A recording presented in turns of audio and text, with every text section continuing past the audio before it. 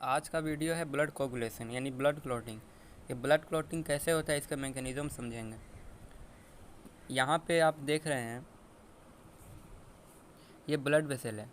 ये blood vessel जब यहाँ पे रप्चर हो गया, यहाँ पे इंजरी हो गया, तो प्लेटलेट से ब्लड में वो यहाँ आके एक्यूमुलेट कर गया। प्लेटलेट्स एक्यूमुलेट किया और इस इंजर्ड टिश्यू से थ्रोम्बोप्लास्टिन रिलीज हुआ, और साथ ही साथ जो प्लेटलेट्स यहाँ पे एक्यूमुलेट हुआ है वो प्लेटलेट से भी थ्रोम्बोप्लास्टिन रिलीज हुआ। दोनों जगह से थ्रोम्बोप्लास्टिन रिलीज हुआ, यानी कि इंजर्ड टिश्यू से और प्लेटलेट से। अब ये दोनों कैल्शियम आयन के प्रेजेंस में ये जो है थ्रोम्बोकाइनेज को एक्टिवेट करता है। इंजाइम कॉम्प्लेक्स है ये। में ब्लड क्लॉटिंग जो है एक कैस्केड मैकेनिज़्म है। कैस्केड मतलब होता है कि जैसे एक आपका एक एक रिएक्शन हुआ तो वो अगले को एक्टिवेट करेगा, दूसरा हुआ तो वो अगले को एक्टिवेट करेगा, तीसरा हुआ तो वो अगले को एक्टिवेट करेगा। यानी कि एक सीरीज़ ऑफ रिएक्शन है जो एक दूसरे को एक्टिवेट करते करते आगे चलता है। पूरे ब्लड क्लॉटिंग को अच्छे से प्रोसेस पूरा ब्लड क्लॉटिंग का होता है। ब्लड क्लॉटिंग में 13 क्लॉटिंग फैक्टर जो है इन्वॉल्व होता है, जिसमें सबका अलग अलग एक स्पेसिफिक रोल है, और सभी इम्पोर्टेंट है ब्लड कोगुलेशन में। एक भी अगर फेल हुआ तो ब्लड क्लॉटिंग मैकेनिज़्म को वो फेल कर देगा। तो बहुत कॉम्प्लेक्स मैकेनिज़्म होता है ब्लड क्लॉटिंग का। तो यहाँ पे फिर से देखिए, यहाँ पे जो जैसे दिया है ये ब्लड वेसल है। ये ब्लड वेसल जब रप्चर किया तो टिश्यू से थ्रोम्बोप्लास्टिन रिलीज हुआ, और यहाँ पे प्लेटलेट्स आया, ये प्लेटलेट से भी थ्रोम्बोप्लास्टिन रिलीज हुआ। अब थ्रोम्बोप्लास्टिन जो है कैल्शियम आयन के प्रेजेंस में ये जो है थ्रोम्बोकाइनेज को एक्टिवेट करता है। थ्रोम्बोकाइनेज जो है एक इंजाइम है। ये थ्रोम्बोकाइनेज जो है ये एक इंजाइम है, ठीक। इसके बाद क्या होता है, ये थ्रोम्बोकाइनेज, इसी को प्रोथ्रोम्बिनेज भी बोलते हैं। ये दो काम करता है। पहला काम करता है कि ये जो है ये इनएक्टिवेट करता है हेपेरिन को इनएक्टिवेट करता है। हेपेरिन क्या है, एंटी कोगुलेंट है। एंटी कोगुलेंट है यानी कि ये कोगुलेशन को रोकता है। तो कोगुलेशन को रोकना नहीं, कोगुलेशन को करवाना है।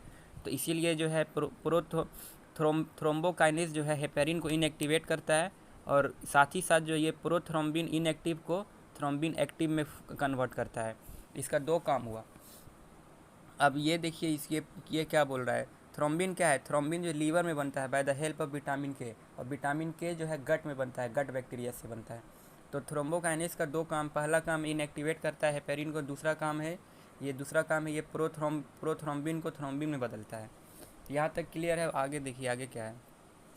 फाइब्रिनोजेन इनएक्टिव सोल्यूबल फाइबर होता है। ये थ्रोम्बिन के प्रेजेंस में फाइबर में बदलता है। ये जो थ्रोम्बिन है, ये थ्रोम्बिन के प्रेजेंस में प्रोथ्रोम्बिन से थ्रोम्बिन बना। अब ये थ्रोम्बिन जो है फाइब्रिनोजेन को फाइबर में बदलता है। यानी कि इसमें आप देख रहे हैं बहुत सारा रिएक्शन एक दूसरे से लिंक है। थ्रोम्बोकाइनेज, प्रोथ्रोम्बिन, थ्रोम्बिन, उसके बाद फाइब्रिनोजेन, फाइबर, इसी को कैस्केड मैकेनिज्म बोलते हैं। यानी एक दूसरे से लिंक है, एक चलेगा तो आगे चलेगा, फिर आगे वाला चलेगा तो उसके आगे वाला चलेगा। तो इसी को कैस्केड मैकेनिज्म बोलते हैं। ये फाइब्रिनोजेन थ्रोम्बिन के प्रेजेंस में एक्टिव हो जाता है, एक्टिव फाइबर बनता है जो इनसोल्यूबल फाइबर होता है। ये फाइबर जो है आपको इस तरह का सॉफ्ट क्लॉट बना देता है। बहुत सारा इसमें फॉर्म एलिमेंट, ब्लड का फॉर्म एलिमेंट यहाँ पे आके ट्रैप हो जाता है। ये इस तरह का जो बना हुआ है ना, ये देखिए इस तरह का,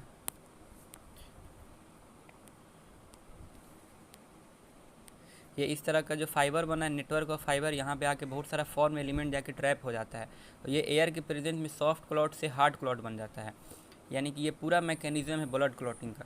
इसके बाद विटामिन के का क्या रोल है। विटामिन के जो है ये फॉर्मेशन करता है 4 फुल क्लॉटिंग फैक्टर, जिसमें से 2, 7, 9, 10, ये 4 क्लॉटिंग फैक्टर को ये फॉर्मेशन में, ये क्लॉटिंग में हेल्प करता है विटामिन के। ये लीवर में बनता है। उसके बाद कुछ एंटी कोगुलेंट के बारे में समझते हैं। क्या है एंटी कोगुलेंट, जो क्लॉटिंग को होने से रोकता है उसको एंटी कोगुलेंट बोलते हैं। जैसे हेपेरिन में एक मेजर एंटी कोगुलेंट है।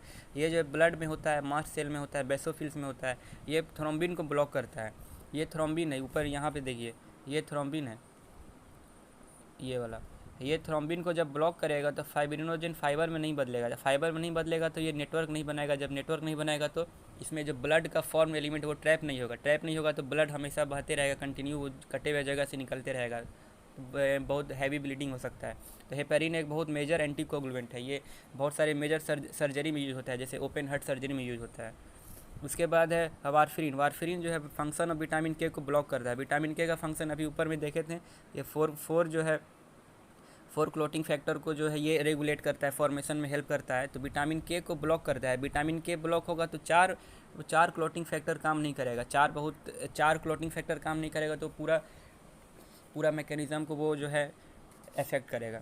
फिर EDT है, ethylene diamine tetra acetic acid. ये केमिस्ट्री का ये एक किलेटिंग लिगेंड होता है।